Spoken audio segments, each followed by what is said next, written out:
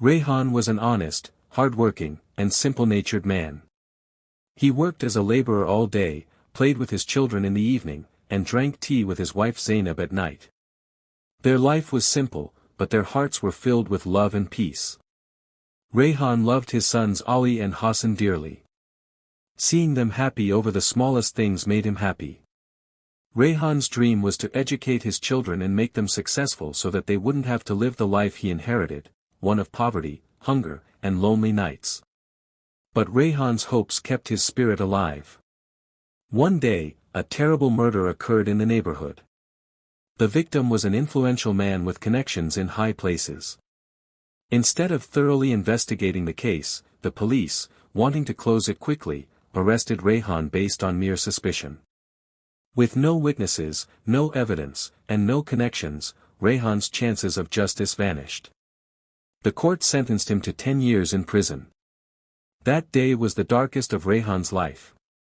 Zainab cried with her children in her arms, and Rehan watched helplessly. In prison, he spent every night in prayer, clinging to the hope that a miracle would happen. Prison life was extremely difficult for him. Every moment behind the bars felt like a century. He saw many things among the inmates: crime, regret, rebellion, and sometimes repentance. Rehan immersed himself in knowledge. He started reading religious books, taught other prisoners how to pray, and began memorizing the Quran to find peace. Meanwhile, Zainab's condition worsened by the day. A lonely woman with 2 young children and no income, society began to question her. Doors closed, relatives withdrew support. Zainab waited for Rehan for several months, but when hunger, illness, and harsh realities overwhelmed her, she broke. Under family pressure and the weight of circumstances, she remarried. She enrolled her children in a religious seminary, hoping they might still have a chance at a better life. For 10 years, Rehan dreamed only one dream behind the bars: to embrace his children, to prove his innocence, and to reclaim his life. One day, Hafiz Shafiq visited the prison as part of a religious program. He was a soft-hearted scholar devoted to reforming and helping prisoners. Rehan's eyes caught his attention. He spoke to Rehan and felt from his heart that the man was telling the truth. Hafiz Shafiq personally reviewed Rehan's case. He sought help from legal experts, tracked down old witnesses, and uncovered discrepancies hidden in police files. After several months of hard work and investigation, the real killer, who had fled abroad, was caught.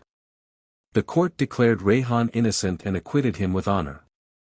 But when Rehan stepped outside, the world had changed. Neither the neighborhood was the same, nor the home, nor the people. Zainab was now someone else's wife, and the children were so grown that they didn't recognize him. For a moment, Rehan broke down, but then he thanked Allah that at least he was free. Hafiz Shafiq gave him shelter in his madrasa. There, Rehan began teaching the Quran to children. He started living like a spiritual recluse. There was no bitterness in his heart, only a silence that bore every pain quietly. Months passed. One day, a student at the madrasa asked, "Teacher, do you have children of your own?" Tears welled up in Rehan's eyes. Ali and Hassan were sitting right there, unaware that their father was in front of them. A few days later, Hafiz Shafiq revealed the entire story to the children. Ali and Hassan burst into tears. They ran and embraced Rehan. Years of separation, pain, and deprivation melted away in that single moment of tears. When Zainab heard everything, she came to the madrasa and apologized to Rehan. He said, "I do not blame you. You did what you felt was right." With time, Rehan not only regained his place in his sons' hearts, but also became a spiritual father to hundreds of children in the madrasa. His words carried truth, and his prayers had power. From a wronged man, he had become a guide. When people heard his life story, many eyes wept.